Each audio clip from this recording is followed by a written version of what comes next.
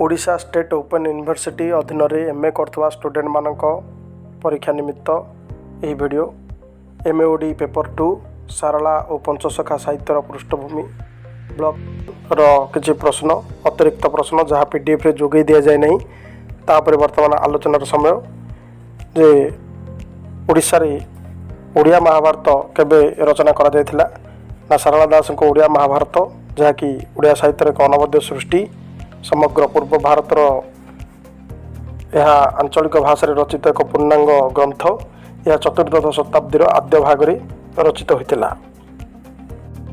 ओडिशार प्राथमिक शिक्षार अनन्य पाठ्य ग्रंथ कौन थिला? उत्तर होछि भागवत। केउ ग्रंथ को ओडिया समाज जीवन एक चारु चित्रशाला बोली कहा जाए? उत्तर होछि सारला दास महाभारत। सारला समय रे बाल्य विवाह प्रथा केउ जाति रे प्रचलित थिला? उत्तर होछि ब्राह्मण जाति रे। बाल्य विवाह हेतु किपरि समस्या सब सृष्टि होतुला? बाल्य विवाह ब्राह्मण जाति रे एक प्रथा रहिथिबा हेतु पिलाटी दिनरो विवाह करथिबा झियटी विधवा होई गले निजर पूर्ण यौवन समय रे से निज उपरे नियंत्रण न रखी अन्य कौन पुरुष प्रति आसक्ति होई से स्खलित हो जाउथला एवं यह एक सामाजिक व्याधि परिणत होता जार उदाहरण रही जेपरी शशिकर विप्रर पत्नी श्रिया, वामदेव विप्रर पत्नी एवं मधुश्रवण विप्रर पत्नी यथा कुरंजनी विधवा एमाने किपरि परपुरुष सहित निजर कामना को पूरण करने पई स्खलित होई समाज रे अपजस पाइथिले। किए बाल्य विधवा होइथिबा हेतु परवर्ती समय रे परपुरुषर संस्पर्श रे आसी कन्याटे जन्म करी से कन्या को लोकलज्जारे जल में भसई देथिले? उत्तर होछि शशिकर विप्रर पत्नी श्रिया। सेहीपरि मधुश्रवण विप्रर पत्नी विधवा कुरंजनी विषय कौन कहुଯାଇଛି महाभारत रे? ना मधुश्रवण विप्रर पत्नी विधवा कुरंजनी शासक नामक जड़े शूद्रर औरसर गोटे पुत्र जात करी समाज भयर शिशु को नहीं अरण्य बास करथिला। सारला महाभारत अनुसार तत्कालीन क्षत्रिय नारी मानक पई कौन स्वाधीनता सब रही? उत्तर होछि सेमाने निज पई वर निर्वाचन करि पारुथिले बा सेमानक पई स्वयंवर सभार आयोजन होतुला। सारला दास केउ सब कन्या को दूषिता बोली उल्लेख करछंती? उत्तर हला चंद्रावती, सांब, उषा, अनिरुद्ध, सुभद्रा, अर्जुन का सहित प्राक विवाह प्रेम अंगसंगर वृत्तांत थिबारु ताहा निंदा करी एही सब कन्या चंद्रावती एवं उषा, सुभद्रा को दूषिता बोली सारला दास महाभारत रे वर्णना करछंती। सारला महाभारत अनुसार किए व्यासदेव को कही जे कन्या घरे झील जदि रजवती हुए ताहार शोणित पितृ गणा पान करते? उत्तर होछि गांधार राजा।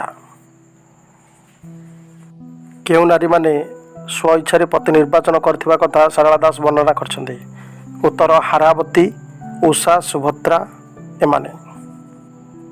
भानुमती जहार हस्तरे कौन थिबो तेबे से ताकू वरण करिए बोली स्वयंवर सभारे वर्णना करथिले?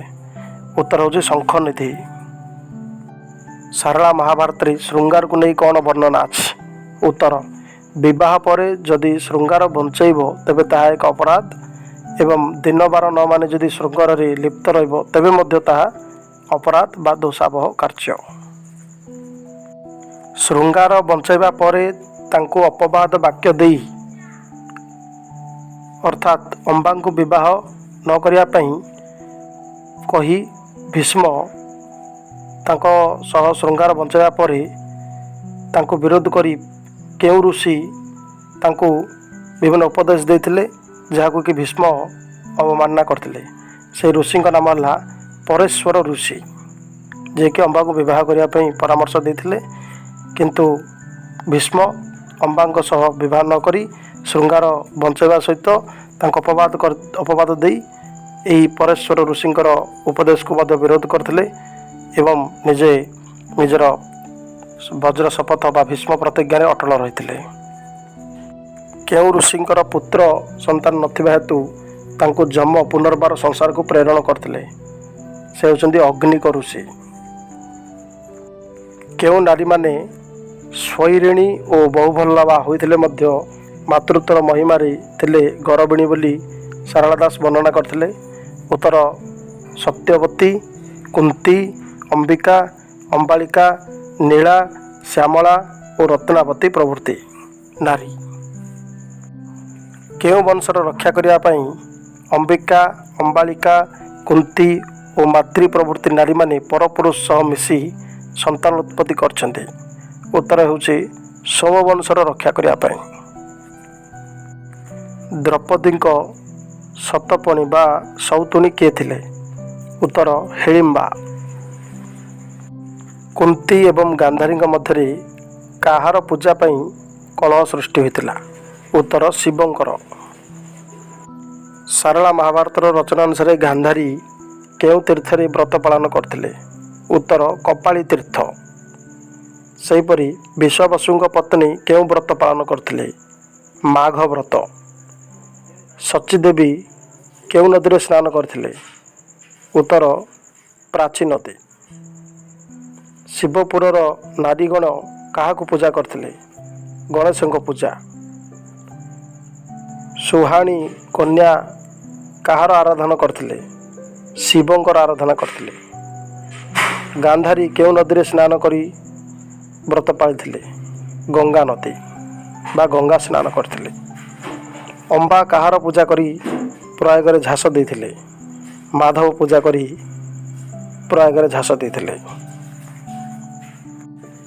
ଗଙ୍ଗବଂଶର ପ୍ରତିଷ୍ଠାତା ଚୋଡ଼ଗଙ୍ଗ ଦେବଙ୍କର କେତେ ଜଣ ରାଣୀ ଥିଲେ? 17 ଜଣ ରାଣୀ।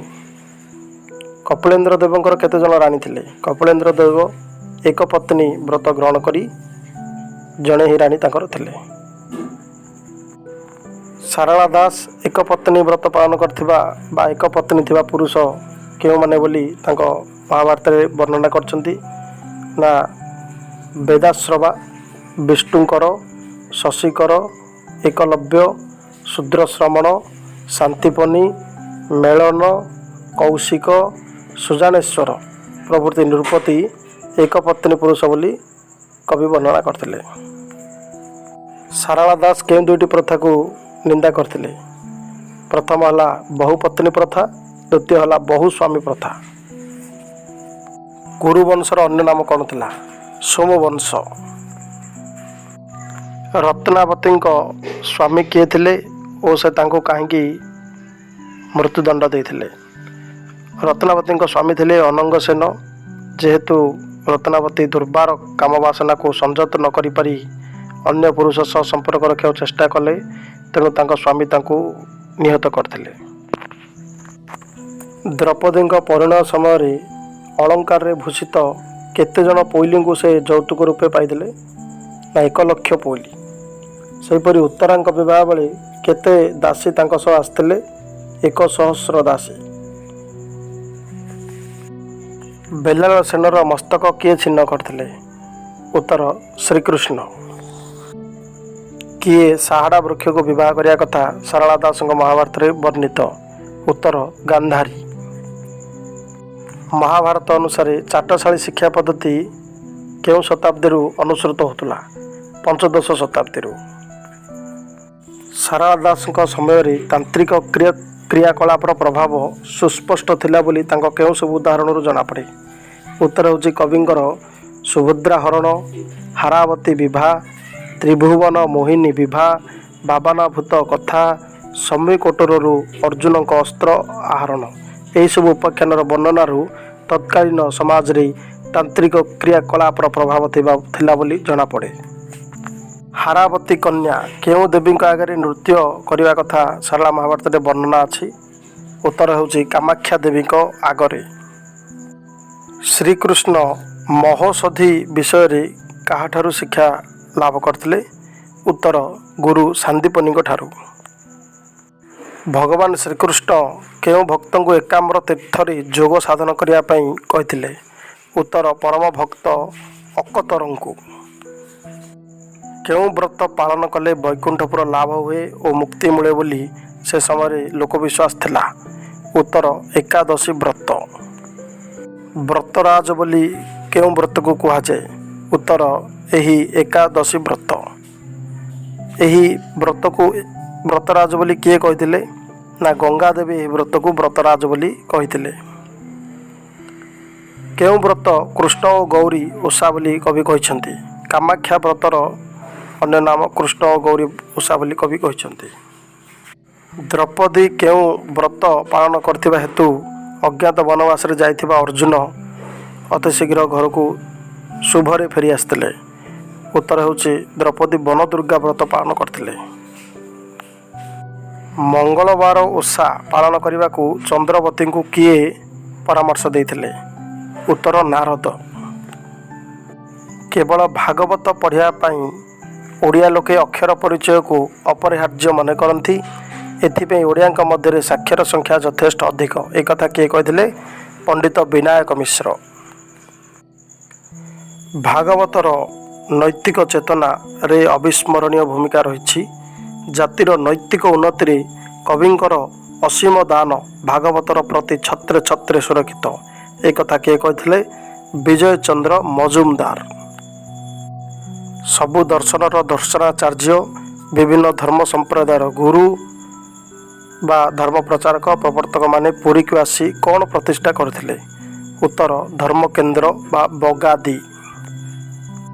ବଳରାମ ଦାସଙ୍କ ପିତା କ'ଣ ଥିଲେ? ତାଙ୍କ ନାମ କ'ଣ ଥିଲା? ବଳରାମ ଦାସଙ୍କ ପିତା ଥିଲେ ମହାମନ୍ତ୍ରୀ ସୋମନାଥ ମହାପାତ୍ର। ବର୍ଣ୍ଣ ଟୀକା ପୁରାଣ ଅନୁଯାୟୀ ଅଚ୍ୟୁତାନନ୍ଦଙ୍କ ଜନ୍ମସ୍ଥାନ କେଉଁଠି? ଉତ୍ତର ହେଉଛି ତ୍ରିପୁର। ଅଚ୍ୟୁତାନନ୍ଦଙ୍କ ମତରେ ଶୂଦ୍ରର ସ୍ୱଭାବ କ'ଣ? ଉତ୍ତର ହେଉଛି ଶୂଦ୍ରର ସ୍ୱଭାବ ହେଲା ସେବା, ଯାହାକି ଭକ୍ତି ମର୍ଦ୍ଦର ବର୍ଣ୍ଣ ବା ଶୂଦ୍ର ହେଉଛି ତାର ବର୍ଣ୍ଣ ଭକ୍ତି। ଯଶୋବନ୍ତ ଦାସ କେତେ ବୟସରେ ସନ୍ନ୍ୟାସୀ ହୋଇଥିଲେ? 12 ବର୍ଷ ବୟସରେ। ଯଶୋବନ୍ତ ଦାସ କାହାକୁ ବିବାହ କରିଥିଲେ? ନା ଅଡ଼ଙ୍ଗ ଜିଲ୍ଲାର ରାଜା ରଘୁନାଥଙ୍କ ଭଗିନୀ ଅଞ୍ଜନାଙ୍କୁ ବିବାହ କରିଥିଲେ। ଈଶ୍ୱର ଦାସ ଚୈତନ୍ୟ ଭାଗବତର 59 ଅଧ୍ୟାୟରେ କ'ଣ ବର୍ଣ୍ଣନା କରିଛନ୍ତି? ଉତ୍ତର ଯେ ଜଗନ୍ନାଥ ଦାସ ଜଗନ୍ନାଥ ଏବଂ ଲକ୍ଷ୍ମୀଙ୍କ ସମ୍ମୁଖରେ ସଖୀ ରୂପ ଧାରଣ କରି ଲୀଳା କରୁଥିବା କଥା ଓ ଏହି ସମୟରେ ଅନନ୍ତ ଦାସ ଶିଶୁ ରୂପ ଧାରଣ କରି ଧୂଳି ଧୂସରିତ ହୋଇ ଲକ୍ଷ୍ମୀଙ୍କ କୋଳ ମଣ୍ଡନ କରିବା କଥା, ଯାହାଫଳରେ ମାତା ଲକ୍ଷ୍ମୀ ତାଙ୍କୁ ସ୍ନେହରେ କୋଳ କରି ଅଧର ଚୁମ୍ବନ କରି ସ୍ତନ୍ୟପାନ କରିଥିଲେ ଏବଂ ସେହିଠାରୁ ସେ ଜଗନ୍ନାଥ ତାଙ୍କୁ ଶିଶୁ ବୋଲି ଆଖ୍ୟା ଦେଇଥିଲେ। ସେହିଦିନଠାରୁ ଅନନ୍ତ ଦାସ ଓ ତାଙ୍କ ଶିଷ୍ୟମାନେ ଶିଶୁ ସମ୍ପ୍ରଦାୟଭୁକ୍ତ ହେବା କଥା ବର୍ଣ୍ଣନା କରିଛନ୍ତି ଈଶ୍ୱର ଦାସ ଚୈତନ୍ୟ ଭାଗବତରେ। ସେ ଅନନ୍ତ ଦାସଙ୍କ ଜନ୍ମ କେତେ? ଜନ୍ମ ସମ୍ବନ୍ଧୀୟ ନାନା ମତ ଦେଖାଯାଏ, ଯଥା ସୂର୍ଯ୍ୟନାରାୟଣ ଦାସଙ୍କ ମତରେ 1486, ସୁରେନ୍ଦ୍ର ମହାନ୍ତିଙ୍କ ମତରେ 16 ଶତାବ୍ଦୀ ବା 16 ଶତାବ୍ଦୀ, ଦେବେନ୍ଦ୍ର ମହାନ୍ତିଙ୍କ ମତରେ ଖ୍ରୀଷ୍ଟାବ୍ଦ 1493, ବଂଶୀଧର ମହାନ୍ତିଙ୍କ ମତରେ ଖ୍ରୀଷ୍ଟାବ୍ଦ 1486, ଚିତ୍ତରଞ୍ଜନ ଦାସଙ୍କ ମତରେ ଖ୍ରୀଷ୍ଟାବ୍ଦ 1486। ଯେହେତୁ 1486କୁ 3 ଜଣ ମତାମତ ଦେଇଛନ୍ତି, ତେଣୁ ସମ୍ଭବତଃ 1486କୁ ହିଁ ତାଙ୍କ ଜନ୍ମ ମସିହା ବୋଲି ଆମେ ଧରିବା। ପ୍ରାକ୍ ସାରଳା ସାହିତ୍ୟକୁ କେତୋଟି ପର୍ଯ୍ୟାୟରେ ବିଭକ୍ତ କରାଯାଏ ଓ କ'ଣ କ'ଣ? ଉତ୍ତର ହେଲା 3ଟି ପର୍ଯ୍ୟାୟ, ଯଥା ମୌଖିକ ସାହିତ୍ୟ, ଶିଳାଲେଖ ସାହିତ୍ୟ ଏବଂ ଲିଖିତ ସାହିତ୍ୟ। କେବେ ସପ୍ତାଙ୍ଗ ଯୋଗ ତତ୍ତ୍ୱ ଓଡ଼ିଆ ସାହିତ୍ୟରେ ପ୍ରବେଶ କରିଥିଲା? ଉତ୍ତର ପଞ୍ଚଦଶ ଶତାବ୍ଦୀ ବେଳକୁ। ଓଡ଼ିଶାରେ କେଉଁ ବଂଶର ଶାସନ କାଳରୁ ସଂସ୍କୃତ ପଣ୍ଡିତମାନେ ଦୈତ୍ୟ ଅର୍ଥବୋଧକ କବିତା ରଚନାରେ ଆଗ୍ରହ ପ୍ରକାଶ କରିଥିବା ପ୍ରମାଣ ମିଳେ? ଉତ୍ତର ଭୌମକର ବଂଶର ଶାସନ ସମୟରୁ। ଦ୍ୱାଦଶ ଶତାବ୍ଦୀ ସମୟରେ ଉତ୍କଳରେ କେତେଜଣ ସଂସ୍କୃତ ସ୍ମୃତିକାର ଥିଲେ ଓ କିଏ କିଏ?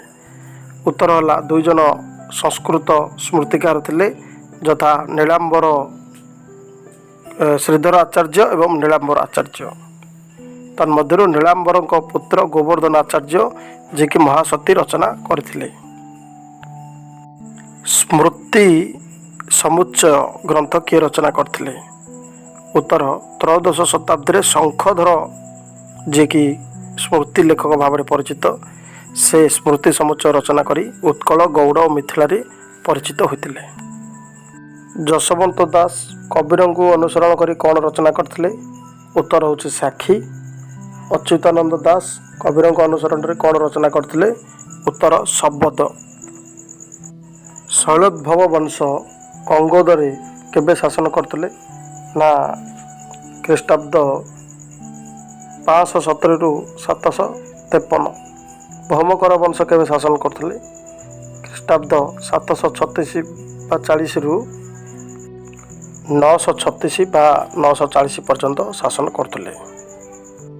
ସୋମବଂଶୀମାନେ କେଉଁ ବଂଶୀ ନାମରେ ମଧ୍ୟ ପରିଚିତ ଥିଲେ? ଉତ୍ତର କେଶରୀ ବଂଶୀ। ସୋମବଂଶୀ ବା କେଶରୀ ବଂଶର ଶାସନ କାଳ କେତେ ଥିଲା? 10ମ ଶତାବ୍ଦୀରୁ 1200 ବା ଦ୍ୱାଦଶ ଶତାବ୍ଦୀ। ଶୈଳୋଦ୍ଭବ, ଭୌମକର ଓ ସୋମବଂଶୀ ବା କେଶରୀ ବଂଶର ଏଇ ଯେଉଁ ରାଜାମାନେ ଶାସନ କରୁଥିଲେ ତାକୁ ନେଇ ଗଠିତ ତ୍ରିକଳିଙ୍ଗରେ ସର୍ବମୋଟ କେତେଜଣ ରାଜା ଶାସନ କରିଥିଲେ? ଉତ୍ତର ହେଉଛି 16 ଜଣ। ଭୌମକର ଶାସକମାନେ କେଉଁଠି ଶାସନ କରୁଥିଲେ? ଉତ୍ତର ତୋଷାଳୀ, ଦକ୍ଷିଣ ତୋଷାଳୀ ବା କଙ୍ଗୋଦ। କପିଳେନ୍ଦ୍ର ଦେବ କେଉଁ ରାଜ୍ୟଦ୍ୱୟ ଜୟ କଲା ପରେ କଳବର୍ଗେଶ୍ୱର ଉପାଧି ପାଇଥିଲେ? ବିଜୟନଗର ଓ ବାହାମନି। କପିଳେନ୍ଦ୍ର ଦେବ ଦାକ୍ଷିଣାତ୍ୟ ଅଭିଯାନ କାଳରେ କେଉଁ ବଂଶର ସାହାଯ୍ୟରେ ରେଡ୍ଡି ରାଜ୍ୟ ଓ କୁଣ୍ଡବିଡ଼ ନାମକ ଦୁର୍ଗ ଅଧିକାର କରି ଥିବା ସୂଚନା ମିଳେ? ଉତ୍ତର ହେଉଛି ଦେବରକୋଣ୍ଡାର ଦେଲମ ରାଜବଂଶ। ଭୀମ କେଉଁ ରାଜାଙ୍କୁ ନିମନ୍ତ୍ରଣ କରିବା ପାଇଁ ଆସିଥିଲେ ବୋଲି ସାରଳା ଦାସ ବର୍ଣ୍ଣନା କରିଛନ୍ତି ଓ ସେତେବେଳେ କୁଣ୍ଡବିଡ଼ରୁ କୁଣ୍ଡିନଗର ଏବଂ କୁଣ୍ଡା ଦେବୀ ବୋଲି ମଧ୍ୟ ସେହି ଜାଗାକୁ ଅଭିହିତ କରିଛନ୍ତି? ଉତ୍ତର ହେଉଛି ଭୀମ ପଶ୍ଚିମ ଦିଗର ରାଜାଙ୍କୁ ନିମନ୍ତ୍ରଣ କରିବାକୁ ଆସି ରାଜସ୍ୱ ଯଜ୍ଞ କରିବା ସମୟରେ ଯାତ୍ରା କରି ଥିବା ସ୍ଥାନଟିର ନାମ ହେଉଛି ସେହି କୁଣ୍ଡବିଡ଼ ବା କୁଣ୍ଡିନଗର, ଯେଉଁଠି କୁଣ୍ଡା ଦେବୀ ବୋଲି ମଧ୍ୟ ତାକୁ ଅଭିହିତ କରିଛନ୍ତି। ଶ୍ରୀହର୍ଷ କଙ୍ଗୋଦ ବିଜୟ ପରେ କେଉଁ ଧର୍ମର ପୁନରୁତ୍ଥାନ କରିଥିଲେ? ଉତ୍ତର ହେଉଛି ବୌଦ୍ଧ ଧର୍ମର। କଙ୍ଗୋଦରେ ଶାସନ କରୁଥିବା ଶୈଳୋଦ୍ଭବ ବଂଶ କେଉଁ ଧର୍ମକୁ ଗ୍ରହଣ କରିଥିଲେ ଏବଂ ପରବର୍ତ୍ତୀ ସମୟରେ ସେମାନେ କେଉଁ ଧର୍ମକୁ ଗ୍ରହଣ କରିବାର ଜଣାପଡ଼େ? ଉତ୍ତର ହେଉଛି ପ୍ରଥମେ ସେମାନେ ବ୍ରାହ୍ମଣ୍ୟ ଧର୍ମକୁ ଗ୍ରହଣ କରିଥିଲେ ଏବଂ ବୌଦ୍ଧ ଧର୍ମ ପ୍ରତି ନିର୍ଯାତନା ଦେଖାଯାଇଥିଲା, କିନ୍ତୁ ପରବର୍ତ୍ତୀ ସମୟରେ ବୌଦ୍ଧ ଧର୍ମ ମଧ୍ୟ ଗ୍ରହଣ କରିଥିବା ଜଣାପଡ଼େ। ଖ୍ରୀଷ୍ଟାବ୍ଦ 6ଠ ଶତାବ୍ଦୀରେ କେଉଁ ବୌଦ୍ଧ ପାରଦର୍ଶୀ ସନ୍ଥ ବା ସାଧୁ ଯିଏକି ଓଡ଼ିଶାରେ ଶୂନ୍ୟବାଦ ପ୍ରଚାର କରିଥିଲେ ଏବଂ ସେ କେଉଁଥିରେ ପାରଦର୍ଶୀ ଥିଲେ? ଉତ୍ତର ହେଉଛନ୍ତି ବୌଦ୍ଧ ସନ୍ଥ ନାଗାର୍ଜୁନ, ଯିଏକି ଓଡ଼ିଶାରେ ଶୂନ୍ୟବାଦ ପ୍ରଚାର କରିଥିଲେ। ସେ ମୟୂର ବିଦ୍ୟାରେ ପାରଦର୍ଶୀ ଥିଲେ, ଯାହାକି ନାଗାନ୍ତକ, ଯୋଗାନ୍ତକ ଦର୍ଶନ ଶେଷରେ ତାରଣ ମାରଣ ପ୍ରଭୃତି ତାନ୍ତ୍ରିକ ପ୍ରକ୍ରିୟାରେ ମଧ୍ୟ ପରିଣତ ହୋଇଥିଲା। ମହାସୁଖ ବା ମହାସୁଖବାଦ କହିଲେ କ'ଣ ବୁଝ? ନା ବୌଦ୍ଧ ତନ୍ତ୍ରରେ ବା ବୌଦ୍ଧ ଧର୍ମରେ ତାନ୍ତ୍ରିକତା ପ୍ରକାଶ ପାଇବା ଫଳରେ ବଜ୍ରଯାନର ମହାସୁହ ବା ମହାସୁଖବାଦର ପ୍ରବର୍ତ୍ତନ ହେଲା ଆଉ ନିର୍ବାଣର ସ୍ୱରୂପ ସହବାସ ସୁଖ ବୋଲି ସମାନ ଭାବରେ ବିବେଚିତ ହୋଇଥିଲା। କିଏ ନିଜର ଶିଷ୍ୟମାନଙ୍କ ସହିତ ବୌଦ୍ଧ ଧର୍ମ ବିରୁଦ୍ଧରେ ପ୍ରଚାର ଚଳାଇଥିଲେ? ଶଙ୍କରାଚାର୍ଯ୍ୟ ତାଙ୍କ ଶିଷ୍ୟମାନଙ୍କ ସହିତ ବୌଦ୍ଧ ଧର୍ମ ବିରୁଦ୍ଧରେ ପ୍ରଚାର ଚଳାଇଥିଲେ। କେଉଁ ବଂଶଦ୍ୱୟର ଶାସନ ସମୟରେ ଓଡ଼ିଶାରୁ ବୌଦ୍ଧ ଧର୍ମର ବା ଭାରତରୁ ମଧ୍ୟ ଲୋପ ପାଇଥିଲା? ତାହା ହେଉଛି ସୋମବଂଶ ଏବଂ ଗଙ୍ଗବଂଶଙ୍କର ରାଜତ୍ୱ ସମୟରେ ବୌଦ୍ଧ ଧର୍ମ ଭାରତ ତଥା ଉତ୍କଳରୁ ଲୋପ ପାଇଥିଲା। କେବେ ପୁରୀ ବୈଷ୍ଣବ ଧର୍ମର କେନ୍ଦ୍ର ସ୍ଥଳ ଭାବେ ପରିଗଣିତ ହେଲା? ଉତ୍ତର ହେଉଛି ଦ୍ୱାଦଶ ଶତାବ୍ଦୀରେ। କେଉଁ ରାଜାଙ୍କ ରାଜତ୍ୱ କାଳରେ ବୌଦ୍ଧ ଧର୍ମର ବିଦ୍ୱେଷ ଓ ବୌଦ୍ଧ ନିର୍ଯାତନା ଦେଖାଯାଇଥିଲା? ଉତ୍ତର ହେଉଛି ଶଶାଙ୍କଙ୍କ ରାଜତ୍ୱ କାଳରେ। ଶଶାଙ୍କ ଶୁକ୍ର ରାଜାଙ୍କ ଉପାଖ୍ୟାନ ଜରିଆରେ କବି କେଉଁ ଧର୍ମରେ ପ୍ରବର୍ତ୍ତିତ ଯୌନ ସ୍ୱରାଚାର ପ୍ରତି ତୀବ୍ର କଟାକ୍ଷପାତ କରିଥିଲେ? ଉତ୍ତର ହେଉଛି ସହଜଯାନ। ଭାରତ ଉପାଖ୍ୟାନରେ କେତେକ ଅଞ୍ଚଳରେ ପ୍ରଚଳିତ କେଉଁ ସବୁ ନୀତି ବିରୁଦ୍ଧରେ କଠୋର ସମାଲୋଚନା କରାଯାଇଛି? ଉତ୍ତର ହେଉଛି ଯୌନ ବିକୃତି ଓ ନୀତିହୀନତା ବିରୁଦ୍ଧରେ କଠୋର ଭାବେ ସମାଲୋଚନା କରାଯାଇଛି। କିଏ ପାଣ୍ଡୁଙ୍କୁ ପିଣ୍ଡ ବ୍ରହ୍ମାଣ୍ଡ ତତ୍ତ୍ୱ ବିଷୟ ବ୍ୟାଖ୍ୟା କରି ଶୁଣାଇଥିଲେ? ଅଗ୍ନିକ ବା ଅଗ୍ନି। ଭାରତରେ ଲିଙ୍ଗ ପୂଜା କେଉଁ ସମୟର? ଉତ୍ତର ପ୍ରାକ୍ ଆର୍ଯ୍ୟ ସମୟର, ପ୍ରାକ୍ ଆର୍ଯ୍ୟକାଳୀନ ସମାଜର। କେଉଁ ବେଦରେ ଶିବ ପୂଜା ବର୍ଣ୍ଣନା କରାଯାଇ ନାହିଁ? ଋକ୍ ବେଦ। କେବେ ଶୈବ ଧର୍ମ କଙ୍ଗୋଦରେ ରାଜଧର୍ମର ମାନ୍ୟତା ପାଇଥିଲା? ଉତ୍ତର ସପ୍ତମ ଶତାବ୍ଦୀରେ। ମାଧବରାଜ ପ୍ରଥମ ନିଜକୁ କେଉଁ ଉପାଧିରେ ଭୂଷିତ କରିଥିଲେ? ନା ପରମ ମାହେଶ୍ୱର। କେଉଁ ତାମ୍ର ଫଳକରେ ଶୁଭଙ୍କର ତୃତୀୟ ଶୈବ ଧର୍ମରେ ଦୀକ୍ଷିତ ହୋଇଥିବା ଓ ଶ୍ରେଷ୍ଠ ପୃଷ୍ଠପୋଷକ ରୂପେ ଖ୍ୟାତ ଥିବା ଜଣାପଡ଼େ? ହିନ୍ଦୋଳ ତାମ୍ର ଫଳକ। କେଉଁ ଦେବୀ ଶୈବ ଧର୍ମର ପ୍ରଭାବରେ ଶୈବ ଧର୍ମ ଗ୍ରହଣ କରି ତାର ପୃଷ୍ଠପୋଷକତା ସ୍ୱୀକାର କରିଥିଲେ? ମାଧବୀ ଦେବୀ। ମାଧବୀ ଦେବୀ ଯାଜପୁରଠାରେ କେଉଁ ମନ୍ଦିର ନିର୍ମାଣ କରିଥିଲେ? ନା ମାଧବେଶ୍ୱର ଶିବ ମନ୍ଦିର ନିର୍ମାଣ କରିଥିଲେ। ଭୌମ ବଂଶରେ ଶୈବ ଧର୍ମର ବିସ୍ତାର ଲାଭ କରିବାରୁ ରାଜଧାନୀର ନାମ କେଉଁ ସ୍ଥାନରୁ କେଉଁ ସ୍ଥାନ ବା କେଉଁ ନାମକୁ ପରିବର୍ତ୍ତନ ହୋଇଥିଲା? ନା ଗୁହଦେବ ପାଟକରୁ ପରିବର୍ତ୍ତେ ଗୁହେଶ୍ୱର ପାଟକ ବୋଲି ସେଟା ପରିବର୍ତ୍ତନ କରାଯାଇଥିଲା। ଦେବାନନ୍ଦ ଦ୍ୱିତୀୟ କାହାର ପୁତ୍ର ଥିଲେ? ନା ବାଳା ଶତ୍ରୁଙ୍କ ପୁତ୍ର ଥିଲେ, ଯିଏକି ପରବର୍ତ୍ତୀ ସମୟରେ ପରମ ମାହେଶ୍ୱର ବୋଲି ନିଜକୁ ଅଭିହିତ କରିଥିଲେ। ତୁଙ୍ଗବଂଶର କେଉଁ ରାଜା ନିଜକୁ ପରମ ମାହେଶ୍ୱର ବୋଲି କହୁଥିଲେ? ନା ଗୟାନ ତୁଙ୍ଗ। ସୋମବଂଶ ବା କେଶରୀ ବଂଶର ରାଜା କେଉଁଠାରେ ରାଜତ୍ୱ କଲାବେଳେ ଶୈବ ନଥିଲେ, ବିଷ୍ଣୁ ଥିଲେ, ବିଷ୍ଣୁ ଭକ୍ତ ଥିଲେ, କିନ୍ତୁ ଓଡ଼ିଶାରେ ରାଜତ୍ୱ କଲାବେଳେ ଶୈବ ହୋଇଥିଲେ? ନା ସୋମବଂଶ ବା କେଶରୀ ବଂଶର ରାଜା କୋଶଳ ରାଜ୍ୟର ଶ୍ରୀପୁରରେ ରାଜତ୍ୱ କରୁଥିଲା ବେଳେ ଶୈବ ନଥିଲେ, ବିଷ୍ଣୁ ଭକ୍ତ ଥିଲେ, କିନ୍ତୁ ଓଡ଼ିଶାରେ ରାଜତ୍ୱ କଲାବେଳେ ଶୈବ ହୋଇ ଶୈବତନ୍ତ୍ରକୁ ମଧ୍ୟ ପ୍ରଶ୍ରୟ ଦେଇଥିଲେ। ଗଙ୍ଗବଂଶର ଶାସକମାନେ ପ୍ରଥମେ କେଉଁ ଉପାସକ ଥିଲେ ବୋଲି କେଉଁଥିରୁ ଜଣାପଡ଼େ? ଗଙ୍ଗବଂଶ ରାଜାମାନେ ପ୍ରାରମ୍ଭରୁ ଶିବ ଉପାସକ ଥିଲେ। ସେମାନେ ମହେନ୍ଦ୍ର ପର୍ବତସ୍ଥ ଗୋବର୍ଣ୍ଣେଶ୍ୱର ଶିବଙ୍କର ପରମ ଭକ୍ତ ବୋଲି ଜଣାପଡ଼େ। ଏପରିକି ଚୋଡ଼ଗଙ୍ଗ ଦେବ ମଧ୍ୟ ପ୍ରଥମେ ନିଜକୁ ପରମ ମାହେଶ୍ୱର ବୋଲି ଘୋଷଣା କରିଥିଲେ। ରାମାନୁଜ କେବେ ଓଡ଼ିଶାକୁ ଆସିଥିଲେ ଏବଂ ତାଙ୍କର କେଉଁ ବ୍ୟାଖ୍ୟା ଓଡ଼ିଶାର ରାଜାଙ୍କୁ ମୁଗ୍ଧ କରିଥିଲା? 1107 ରୁ 1111 ମଧ୍ୟରେ ପୁରୁଷୋତ୍ତମ କ୍ଷେତ୍ରକୁ ରାମାନୁଜ ଆସିଥିଲେ। ତାଙ୍କର ବେଦାନ୍ତ ବ୍ୟାଖ୍ୟା ଓଡ଼ିଶାର ରାଜାଙ୍କୁ ମୁଗ୍ଧ କରିଥିଲା, ଯାହାଫଳରେ ଶୈବ ଧର୍ମ କ୍ରମଶଃ ପୂର୍ବ ସ୍ଥାନ ହରାଇ ବୈଷ୍ଣବ ଧର୍ମ ସେହି ସ୍ଥାନ ଅଧିକାର କରିନେଇଥିଲା। କିଏ ପାପନାଶିନୀ ନଟରାଜ ଶିବ ମୂର୍ତ୍ତି ସ୍ଥାପନ କରିଥିଲେ? କପିଳେନ୍ଦ୍ର ଦେବ। କେଉଁ ଗ୍ରନ୍ଥରେ ଶିବଦାସ ନାମକ ବ୍ରାହ୍ମଣର ପୁତ୍ର ନିର୍ମଳର କଥା ବର୍ଣ୍ଣନା କରାଯାଇଛି? ସାରଳା ମହାଭାରତରେ। ଅର୍ଜୁନ ପାଶୁପତ ଅସ୍ତ୍ର କାହାଠୁ ଲାଭ କରିଥିଲେ? ଶିବଙ୍କ ଠାରୁ। ରାମଚନ୍ଦ୍ର କାହାକୁ ପୂଜା କରିଥିଲେ? ରାମେଶ୍ୱର। ସୁଗ୍ରୀବ ପୂଜା କରିଥିଲେ ଭୁବନେଶ୍ୱରଙ୍କୁ। ସାରଳା ଦାସ ସତ୍ୟବତୀଙ୍କ ସ୍ତୁତି କରିବା ଛଳରେ ଶିବଙ୍କୁ କେଉଁ ସବୁ ନାମରେ ସ୍ତୁତି କରିଛନ୍ତି? ଉତ୍ତର ଉମାପତି, ପିନାକଧାରୀ, ଧବଳାଙ୍ଗ, ଅନଙ୍ଗ ରିପୁ, ମହାଯୋଗୀ। ବିମଳା ମନ୍ଦିର କିଏ ନିର୍ମାଣ କରିଥିଲେ ବୋଲି କେଉଁଠି ଲେଖା ହେଇଛି? ଯଯାତି କେଶରୀ ନିର୍ମାଣ କରିଥିଲେ, ମାଦାଳ ପାଞ୍ଜିରେ ଲେଖାଯାଇଛି। ଇଏ ନିଜକୁ ଦୁର୍ଗାଙ୍କ ପୁତ୍ର ଏବଂ ରୁଦ୍ରଙ୍କ ପୁତ୍ର ବୋଲି ଘୋଷଣା କରିଥିଲେ? ଅନଙ୍ଗ ଭୀମ ତୃତୀୟ। କାମ କଷ୍ଟରୁ ମୁକ୍ତି ପାଇଁ କାହାକୁ ପୂଜା କରାଯାଉଥିଲା? କାମାକ୍ଷୀ ଦେବୀ। କାମାକ୍ଷୀ ଦେବୀଙ୍କୁ କିଏ ପୂଜା କରିଥିଲେ? ଭୀମ। ଏବଂ ସେଠି ସ୍ତମ୍ଭନ ବିଦ୍ୟା ଶିକ୍ଷା ଗ୍ରହଣ କରିଥିଲେ। କାମାକ୍ଷୀ ଦେବୀଙ୍କୁ ତନ୍ତ୍ର ସାଧନରେ କେଉଁ ସମୟରେ କେଉଁ ନାମରେ ପୂଜା କରାଯାଏ? ପ୍ରାତଃ ସମୟରେ କୁମାରୀ, ମଧ୍ୟାହ୍ନ ସମୟରେ ବୃଦ୍ଧା, ସନ୍ଧ୍ୟାରେ କାମସେଣା, ନିଶାରେ ମୋହିନୀ, ଚାମୁଣ୍ଡା ଆଦି ସବୁ ରୂପରେ ପୂଜା କରାଯାଏ। ସାରଳାଙ୍କ ସମୟରେ ଭକ୍ତି ମାର୍ଗ ସାଧନା କେଉଁମାନେ କରୁଥିଲେ? ଆଲୱାର ସମ୍ପ୍ରଦାୟ। ସୋମବଂଶୀମାନେ ପ୍ରଥମେ କେଉଁ ଭକ୍ତ ଥିଲେ ଓ ପରେ କେଉଁ ଭକ୍ତ ହୋଇଥିଲେ? ପ୍ରଥମେ ଶିବ ଭକ୍ତ ଥିଲେ, ପରେ ବିଷ୍ଣୁ ଭକ୍ତ ହୋଇଥିଲେ। ରାମାନୁଜ କାହାକୁ ପରମ ବୈଷ୍ଣବ କରିଥିଲେ? ଚୋଡ଼ଗଙ୍ଗଦେବଙ୍କୁ ପରମ ବୈଷ୍ଣବରେ ପରିଣତ କରାଇଥିଲେ।